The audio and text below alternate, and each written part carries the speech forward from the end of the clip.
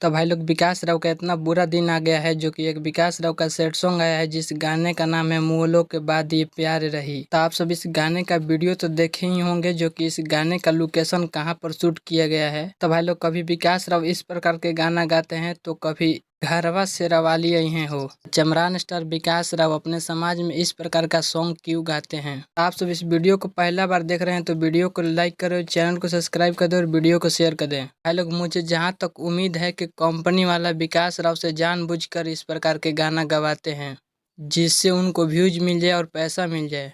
मुगलों के बाद ये प्यार रही, इस गाने का वीडियो काफ़ी ज़बरदस्त है, लेकिन इसमें जानबूझकर एक गलती किया गया है। तो भाई लोग विकास राव के क्या इस प्रकार के भक्ति सॉन्ग गाना चाहिए, आप सब कमेंट में बताइए। तब मिलते हैं अगले वीडियो में, तब तक के लिए जय भीम, जय भारत, नमो बुद्धाय।